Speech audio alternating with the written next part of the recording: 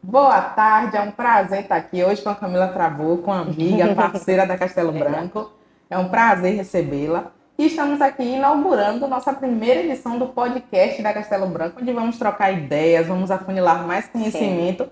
E nada melhor do que trazer as primeiras apresentações, né, Camila? Fala um pouquinho sobre você, sobre suas experiências aí na área do direito. Sim. Primeiro eu quero agradecer e falar da minha alegria de ser a primeira de um podcast que eu já sei que vai ser sucesso, que terão muitas pessoas aqui interessantes com conteúdo que vale a pena todo mundo conferir. Eu sou Camila Trabuco, sou advogada, sou sócia proprietária do Trabuco Advogados Associados, tenho uma equipe essencialmente feminina, tem um advogado hoje na nossa equipe, e a gente até falou muito sobre isso, porque na Semana da Mulher a gente falou sobre cota de gênero e a necessidade de políticas afirmativas para as mulheres.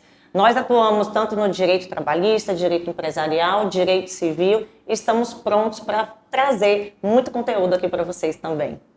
Perfeito. Uma das coisas que a gente vem movimentando muito no mercado é o posicionamento. Sim. E em como a mulher ela tem se colocado aí na sociedade em diversos papéis muito importantes e significativos que até então não existiam. A área do direito, diga-se de passagem, é uma área que predominantemente, anteriormente, era dominada aí pelos homens e hoje você, na sua influência, vem trazendo aí um significado muito bacana, principalmente no que tange ao seu posicionamento. Verdade. Como é que foi, Camila, trazer esse posicionamento e reafirmá-lo aí todos os dias? Pois é, eu acredito que tanto na área do direito como em todas as áreas da sociedade, a mulher veio galgando os seus espaços. Eu acredito muito em talento, sabe, Ana? Todas nós temos talento e por muito tempo na história as mulheres foram polidas, elas foram tolhidas desse talento, elas não podiam se expressar. E com o avanço da sociedade, especialmente com todas as lutas que nós tivemos que enfrentar enquanto mulheres, nós pudemos trazer esse talento à tona e praticar, fazer o que a gente chama muito do nosso propósito, né? O propósito da gente estar aqui, o que a gente faz de melhor e poder expressar a nossa personalidade da melhor maneira. No direito não foi diferente, através de muita luta, muita discussão, as mulheres foram galgando espaços. E hoje nós temos uma maioria feminina no direito, especialmente na advocacia. Nós ultrapassamos a barreira dos 50% e hoje nós somos maioria, não apenas na advocacia, mas também nas faculdades de direito. Então isso, para mim, enquanto advogada, enquanto sócia proprietária de um escritório que tem tantas mulheres, eu me sinto extremamente orgulhosa, mas também me sinto muito responsável para que a gente possa manter essa conquista, para que a gente possa manter esse espaço, que é um espaço de representatividade, de fala, mas especialmente de muita responsabilidade. A gente sabe que quando a gente está num espaço de liderança, quando a gente é líder,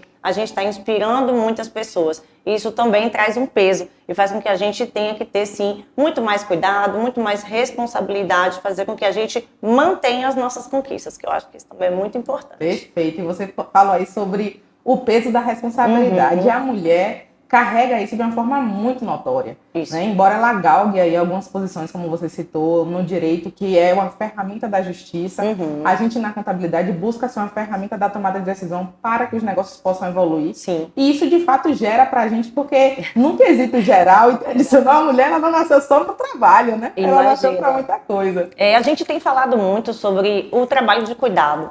Recentemente eu dei entrevista também falando sobre o trabalho de cuidado e a mulher no mercado de trabalho.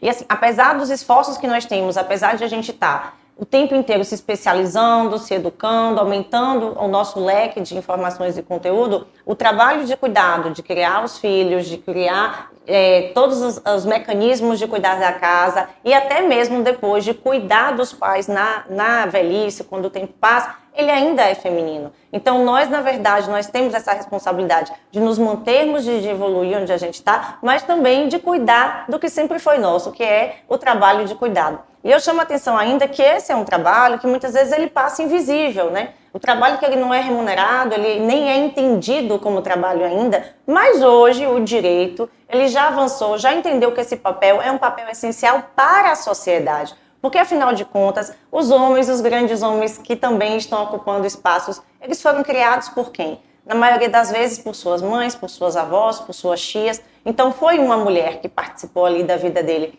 Mas esse trabalho, ele deve ser remunerado. E hoje a gente ainda apresenta ele, por exemplo, num cálculo de pensão alimentícia. A gente inclui esse valor, porque se não fosse ela, estaria se pagando alguém para cuidar dessa pessoa, dessa criança, dessa pessoa que depois vai ser o nosso professor, o nosso gerente, o nosso contador. Então, a gente hoje vê o trabalho da mulher né? Não apenas no trabalho de cuidado, e a gente dá um olhar especial para esse trabalho de cuidado, mas também todo o trabalho que ela traz para a sociedade no âmbito profissional. E no âmbito profissional, as mulheres têm brilhado, e assim, me sinto muito feliz de poder falar isso, que hoje nós estamos cada vez mais ocupando esses lugares e tendo representatividade. E a gente ainda precisa ter mais, ainda está faltando. Ainda está faltando, né? Uma das coisas muito peculiares que a gente trabalhou ontem, né, citou em conversa no evento que estivemos de mulheres, um encontro para 70 mulheres, foi o serviço, né? Sim. Você trouxe aí, em um determinado momento da sua fala, que existem duas perguntas muito importantes, né? A pergunta do porquê, né? Quais serão os 2 dias mais importantes da sua vida? Exato. E aí, fazendo essa alusão agora, né, nesse momento de bate-papo, o que é que seria essa definição dos 2 dias mais importantes? O que é que seriam esses 2 dias mais importantes e por que entendê-los? É isso. Em um dos cursos que eu fiz, e esse extremamente recente até, me foi perguntado sobre quais seriam os dias mais importantes da vida. E o primeiro, obviamente, o dia que a gente nasceu, porque senão não estaríamos aqui, mas o momento segundo, muita gente fez, o dia que meu filho nasceu, o dia que eu casei, o dia que eu conheci determinada pessoa. Então, assim, o segundo dia mais importante vem a ser, na verdade, o dia que a gente descobre por que a gente nasceu. Por que a gente está aqui? E a partir do momento que a gente descobre qual é o nosso propósito, e aí não tem como a gente não falar de propósito nesse momento, a gente passa a ter uma mola propulsora para viver, para atuar na nossa sociedade, para estar aqui. E eu, pessoalmente, eu acredito que o propósito não só meu, mas de todas as pessoas, é de servir. Nós estamos aqui no mundo hoje para servir. Servir ao próximo, servir à sociedade, servir a quem mais procurar a gente, ou mesmo pessoas que de alguma maneira vão ali se beneficiar do nosso serviço. E quando eu falo de servir dentro dos nossos talentos. Dentro do talento na contabilidade, dentro do talento na advocacia, e na advocacia mais precisamente, já puxando aqui para a minha área, dentro de todas as especialidades que a gente pode oferecer no mundo jurídico. Então, dentro do que eu posso servir ao outro no direito do trabalho, no direito previdenciário, no direito civil, e imagino que você também, né, Clarinha, se sente nesse ato de serviço, que é o ato de serviço da contabilidade, que auxilia tantas pessoas a terem tomadas de decisão sobre qual é o melhor negócio fazer, qual é o melhor caminho a adotar, e aqui trabalhando juntas, né, as duas trazendo esse serviço, esse ato de servir para todo mundo. Então, eu acredito piamente que propósito é servir. Perfeito.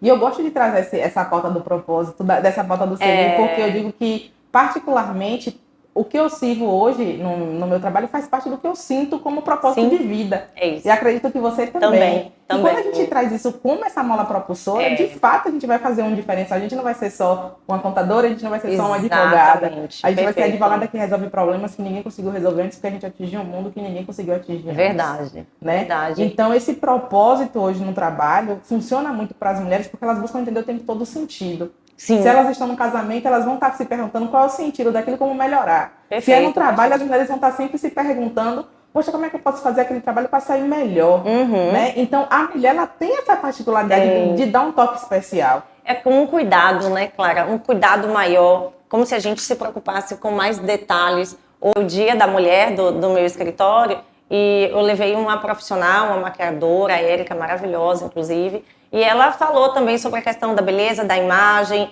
e eu trouxe, assim, que sendo o meu escritório um escritório de alma feminina, nós temos ali essa preocupação, esse cuidado mais delicado, mais sutil, sem perder a força.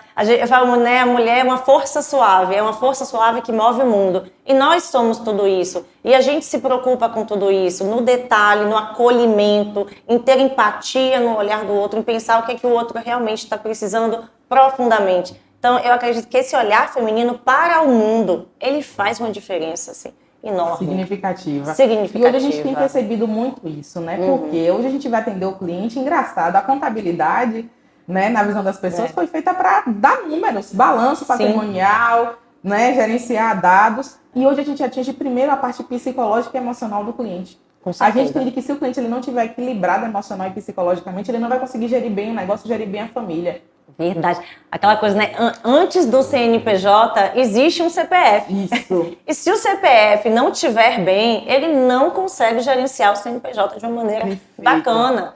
Nós atuamos na área empresarial e também na área de família. E muitas vezes a gente percebe que quando a área de família ela não está boa, ela não está bem gerida, certamente o lado empresarial dessa pessoa, ela vai começar a ruir. Isso é um ponto que eu trago aqui, porque assim, essa questão que você falou, poxa, eu olho o lado emocional do meu cliente, eu percebo se ele está precisando de algum tipo de apoio. Eu, por exemplo, faço diversos encaminhamentos. Peço que um cliente que eu perceba que está no momento mais delicado de vida, que ele procure um acompanhamento psicológico. Eu já até explico diante de um processo, que é um processo que vai gerar um estresse maior, para a pessoa se preparar emocionalmente para aquele processo, ou para aquela mudança. Muitas vezes, quando a gente fala em mudança de quadro societário, por exemplo, um sócio que brigou, que teve alguma desavença com o outro, vai precisar fazer uma alteração contratual, tudo que está envolvido por trás daquela alteração contratual importa naquele momento. E importa especialmente para o profissional que vai atender aquela demanda, porque nós precisamos também estar aptos a perceber a sutileza do que chega para a gente. O que está por trás daquela alteração contratual, o que está por trás de um pedido de empréstimo, para você verificar se os juros estão corretos, se cabe uma revisionar naquele contrato. Antes aquela pessoa estava apertada, ela estava sem dinheiro, então eu preciso ter um olhar de empatia. E eu acredito que nós mulheres, nós fazemos isso muito bem. Isso mesmo. E já trazendo, né, todo esse posicionamento da sensibilidade da mulher e força da mulher, né, e já retomando, você disse que levou uma maquiadora a cuidar, né, das suas colaboradoras, da sua equipe. E o cuidado com a equipe é algo fundamental. A gente vê hoje que muitas empresas estão desmoronando pela falta do cuidado com a equipe. Sim. Pela falta de sensibilidade de sentir o que o outro possivelmente está sentindo. É verdade. E isso vem trazendo para a gente uma série de impactos muito significativos, principalmente na mulher, no autocuidado emocional. Verdade. A gente tem visto hoje muitas mulheres extremamente sobrecarregadas e que isso está afetando nas relações familiares, nas relações com os filhos e que possivelmente vai reverberar aí numa geração futura. É verdade. Como é que a Camila hoje, né, se desdobra em tantos compromissos e para cuidar da mente, como para cuidar da mente, entendendo que isso é algo importante? É engraçado que perguntaram isso, porque assim, eu dei entrevista muito cedo na rádio, então eu acordei 5 e pouca da manhã, aí já estava 7 horas na rádio, depois eu fui me arrumar, fui para o nosso evento, e enquanto isso o escritório estava rodando, estava respondendo mensagens, estava no telefone, e a verdade é que hoje as mulheres como um todo, elas têm sim vários acúmulos de função, e elas acabam tendo que em um determinado momento elas precisam, não é que elas têm que, elas precisam para o bem-estar delas próprias olhar para si mesmas. Eu, pessoalmente, eu tenho algumas válvulas de escape. Então, assim, eu faço terapia. Então, assim, foi um encontro que eu tive com a terapia, já tem alguns anos. E isso se deu justamente porque eu tinha clientes, especialmente na época da pandemia, que eles estavam tentando suicídio, que eles estavam com problemas muito difíceis. Então, assim, eu percebi que tinha, obviamente, a questão da pandemia que estava envolvida, mas eu queria saber lidar com essas pessoas. E como que eu ia receber essa demanda de uma pessoa que já estava muito sensível com um problema judicial para resolver. Então, eu procurei uma terapeuta e no dia que eu conheci, eu falei, isso aqui é vida, eu vou ficar aqui e descobri minha terapeuta que é maravilhosa, a doutora Márcia, e sigo com ela até então. Do outro lado, busco atividade física, faço yoga, que me equilibra bastante, treino, corro, atiro, eu faço um monte de coisa. Eu faço um monte de coisa, assim, para estar sempre ali em alinhamento. Cuido da minha espiritualidade, que é muito importante. Acredito que a gente deve, sim, buscar Deus na forma que a gente acredita, na crença que a gente tem. E, assim, buscar da melhor forma tá se autorregulando, se equilibrando para que a gente possa trabalhar melhor. E a minha equipe, meu Deus, eu só tenho gratidão à minha equipe, quero deixar um beijo enorme, vocês estão no meu coração. A gente tem que ter cuidado, porque a gente está, sim, lidando com pessoas que permitem que nós estejamos aqui hoje. Eu estou aqui sentada nesse lugar hoje porque eu tenho uma equipe que está me dando suporte no escritório. E eu sou muito grata a essas pessoas. Então, se eu faço um evento no escritório, se eu levo uma maquiadora para falar de imagem de autocuidado, é porque eu tenho, acima de tudo, gratidão a essas pessoas que me permitem trabalhar, que me permitem trazer o escritório e também ajudar a servir tantas outras pessoas que nos procuram. Então, eu sou muito grata à minha equipe, e elas sabem disso. E, assim, eu repito isso várias vezes no escritório. Gente, muito obrigada Muito obrigada por vocês estarem aqui. E, claro, a gente sempre tentando proporcionar o melhor para eles também. Ana, e me conte, você, dentro da advocacia, eu já falei um pouco da minha vida. E você, que está nesse mundo corporativo, no mundo da Castelo Branco e da contabilidade, como foi para você entrar e estar onde você está, já como diretora de uma empresa tão sólida? Perfeito. A Castelo Branco, né, quando eu entrei, eu ainda era estagiária. Eu tinha 22 anos, hoje eu tô com 26. E aí a passagem ela foi muito rápida em relação à jornada do colaborador, mas as responsabilidades foram muito atenuadas. Então eu já entrei sabendo o que eu queria. Eu acredito que quando você define o que você quer na vida, as coisas se tornam mais fluidas, né, no caminho, embora não sejam mais fáceis, né? Elas vão se tornar mais fluidas por você saber o que quer, mas não mais fáceis, elas vão ser mais desafiadoras. Então, quando eu entrei como estagiária, eu já pensava como dona, eu passava nas salas e desligava as luzes, eu desligava o ar-condicionado, né? Eu já pensava nos cursos, eu já pensava em como a gente conseguir trazer pessoas mais estratégicas para cargos mais estratégicos. E assim a gente foi crescendo, né? Rapidamente ele já me chamou para tomar decisões dentro do negócio e com 1 ano e 9 meses a gente já estava ali no convite de ser sócio-diretora. Maravilha. Logo após a Sociedade da Castelo, a gente abriu um outro negócio, que é a Metamais de Treinamentos, que é uma empresa de treinamentos, né? E aí a gente está completando esse ano 5 anos, né? Que maravilha! De parceria, né? De diretoria aí, que a gente está muito forte, muito firme nessa constância aí do crescimento com propósito, né? Verdade. Que é a grande chave do negócio. Sim, sim. Maravilhosa. Perfeito. A gente estreitou a parceria com a Castelo Branco há mais ou menos um ano, Verdade. né? E tudo surgiu de uma mesa de negócio. O que eu costumo dizer para as pessoas que aqui passam é a oportunidade que se cria diante dessas parcerias, né? O nível que a gente se permite para que elaboremos aí algumas questões muito positivas. E parte disso foi a nossa conexão aí, de estarmos em eventos, de afunilarmos parcerias, de conhecermos novas pessoas e de hoje estarmos aqui compartilhando mais do que profissionalismo, mais propósito de vida. Né? Então, para mim, né, para Castelo Branco é algo muito, muito importante, muito especial. E aí, Camila, já para finalizarmos, né, gostaria de deixar aqui para você o nosso inteiro agradecimento, dizer que para a gente é um prazer ter a sua parceria na parte advocatícia, dizer que a gente se sente muito bem em indicá-la para os nossos clientes e também de utilizarmos os seus serviços. E eu quero que você deixe aí uma palavra de motivação, de inspiração para as pessoas que vão ouvir esse podcast, esse primeiro episódio, para que elas saibam o quanto que é importante perseverar e não desistir da trajetória da vida. Sim, olha que eu primeiro quero agradecer mais uma vez esse convite. Vocês não sabem da honra que eu sinto em estar iniciando essa jornada com vocês. Sou muito grata e feliz de ter a confiança de vocês, afinal vocês são meus clientes, são meus parceiros. E assim, eu quero, como mensagem, hoje me foi perguntado lá no escritório nesse momento, que palavra podia te definir. E eu falei assim, eu tenho absoluta certeza que uma palavra que me define é resiliência.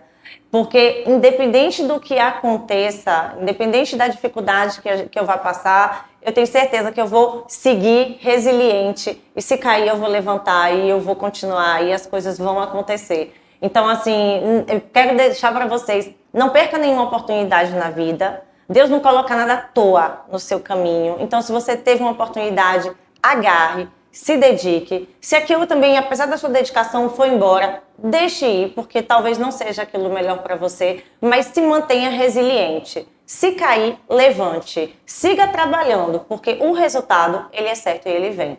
Então, siga firme nessa jornada que dá tudo certo no final. Obrigada, Camila. Obrigada aí a toda a equipe do podcast da Castelo Branco. E vamos juntos, que a nossa missão de ser mulher e de ser líder não para. Não para mesmo. Um beijão, muito obrigada.